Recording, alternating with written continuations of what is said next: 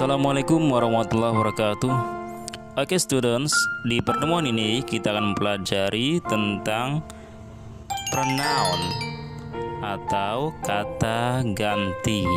Kita akan mempelajari semua jenis kata ganti, mulai dari personal pronoun yang terdiri dari subjective pronoun dan objective pronoun. Kemudian dilanjut dengan possessive yang terdiri dari possessive adjective dan possessive pronoun.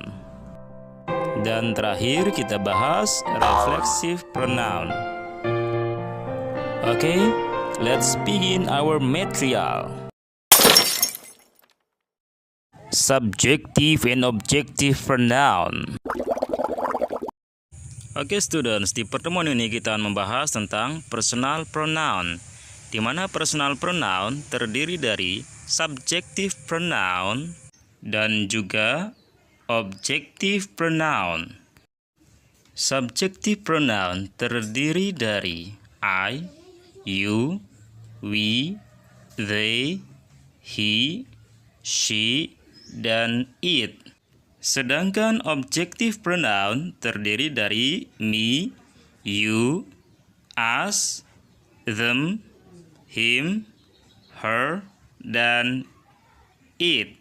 Subjektif dan objektif pronoun mempunyai makna yang sama, seperti I dan me mempunyai makna saya atau aku. Kemudian apabila subjeknya you, objeknya adalah you juga, maknanya yaitu kamu atau kalian.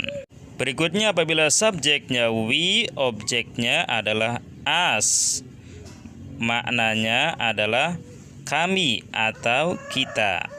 Lalu apabila subjeknya they, maka objeknya adalah them, maknanya yaitu mereka.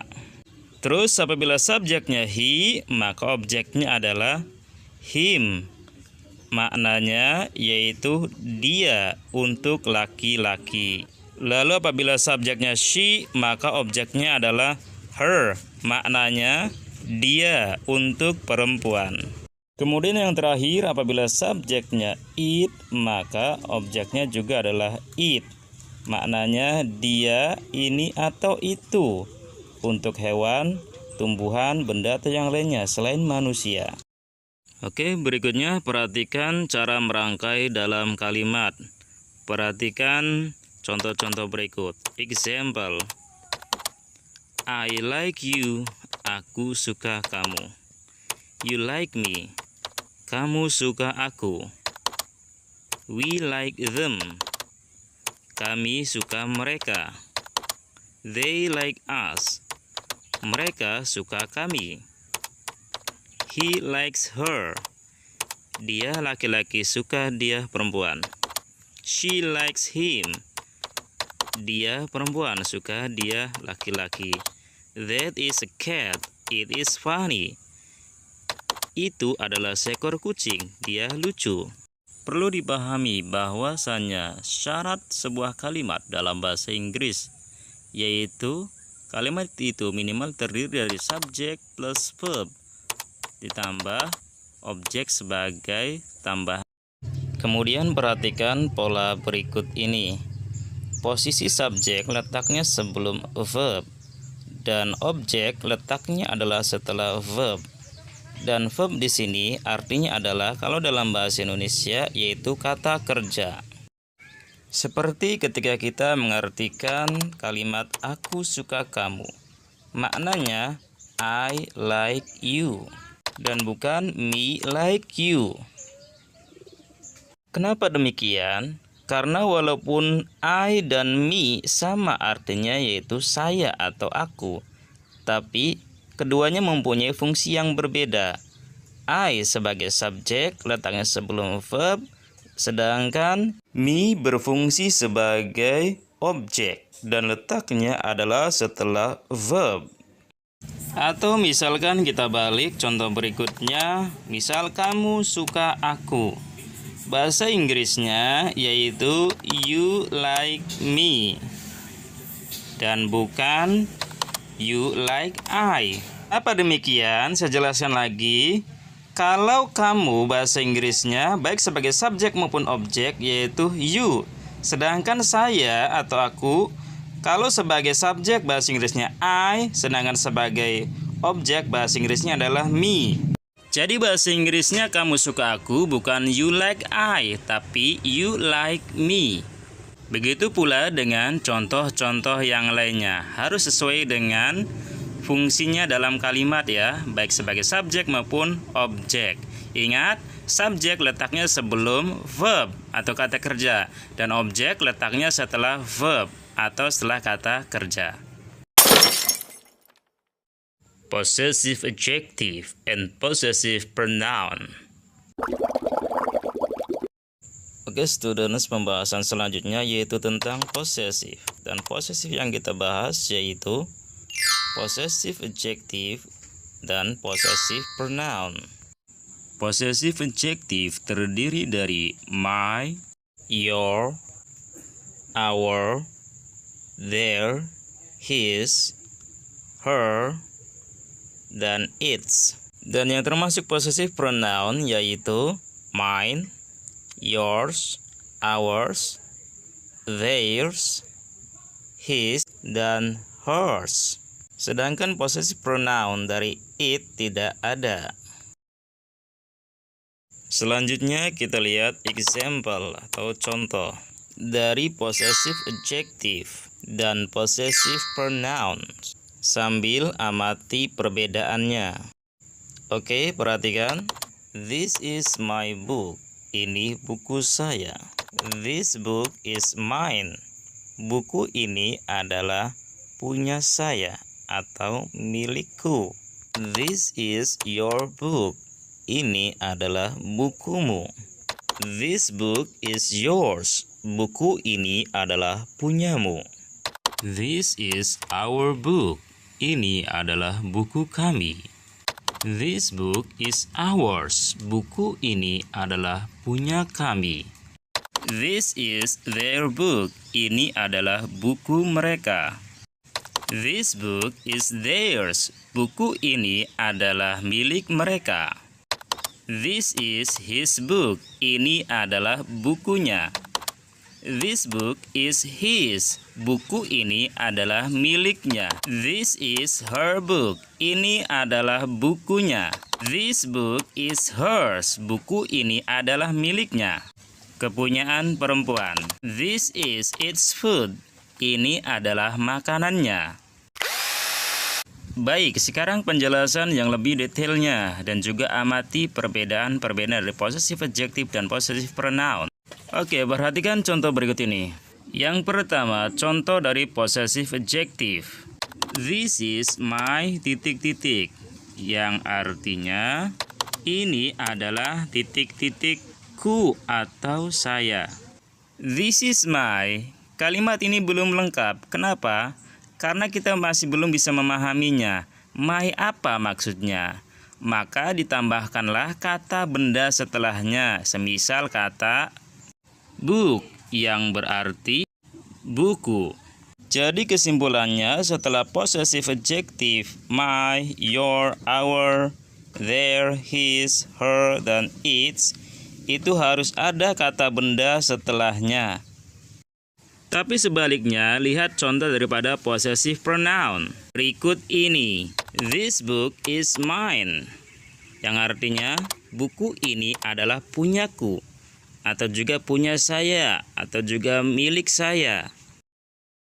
Setelah mine, tidak bisa diberi kata kepunyaan berikutnya. Karena orang sudah paham dengan maksudnya. Semisal kita tambahkan kata book menjadi mine book.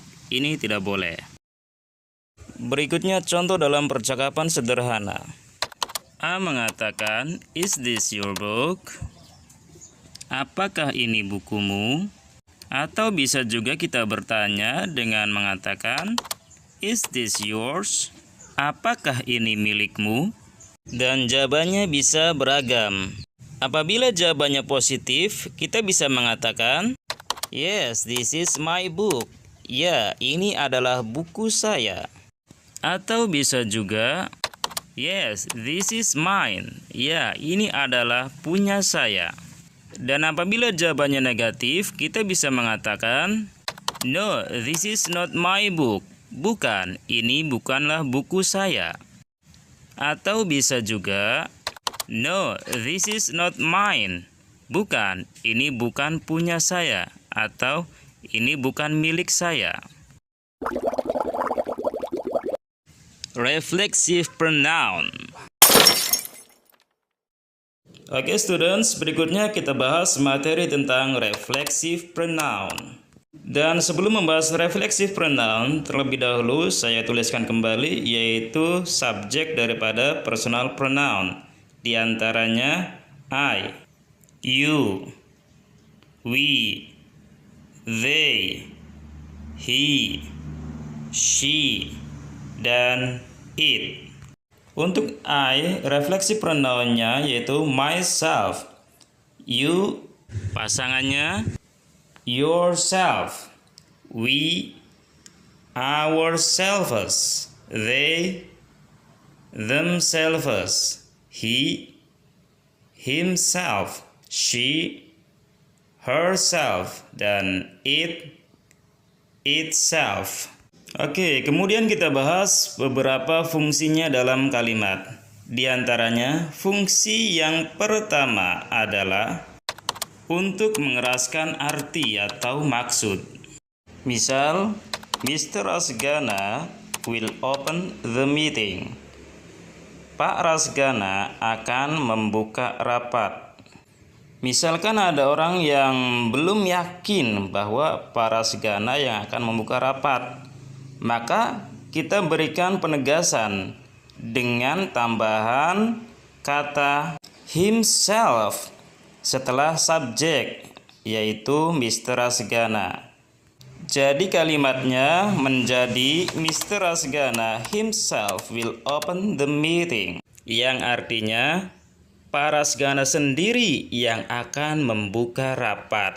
Untuk lebih paham, contoh berikutnya, misalkan I have written that letter for you. Artinya, aku telah menulis surat itu untukmu. Misalkan orang yang kita tuju tidak yakin kalau surat itu berasal dari kita, maka kita tegaskan dengan menambahkan kata myself setelah subjek I. Maka kalimatnya menjadi I myself have written that letter for you. Yang artinya, aku sendiri yang telah menulis surat itu untukmu. Kemudian fungsi yang kedua, yaitu untuk membicarakan tentang diri sendiri. Contoh, you talk yourself to others. Artinya, kamu membicarakan dirimu sendiri kepada orang lain. Contoh kedua, they look at themselves in the mirror. Artinya, mereka melihat diri mereka sendiri di cermin. Oke students, perhatikan dari contoh fungsi yang kedua tentang diri sendiri, bahwasanya reflexive pronoun atau kata refleksif letaknya berada setelah verb atau setelah kata kerja. Contoh, kata yourself setelah kata talk, kata themselves berada setelah kata look at. Berikutnya fungsi yang ketiga dari reflexive pronoun yaitu bermakna sendirian atau dalam format by ... self. Dan kata lain artinya sama saja dengan alone yang berarti sendirian. Contoh, I don't want to sleep by myself, yang artinya saya tidak mau tidur sendirian. Kata by myself bisa juga diganti dengan kata alone, yang maknanya sama saja, yaitu sendirian. Kalau kita artikan I don't want to sleep alone, sama saja maknanya dengan I don't want to sleep by myself, yaitu aku tidak mau tidur sendirian. Lalu bagaimana kalau subjek I dalam kalimat tadi kita ganti dengan kata you? maka refleksif pronounnya pun akan berubah menyesuaikan dengan subjeknya. Dan kalimatnya menjadi you don't want to sleep by yourself. Artinya, kamu tidak mau tidur sendirian. Tapi kalau kata alone tidak berubah.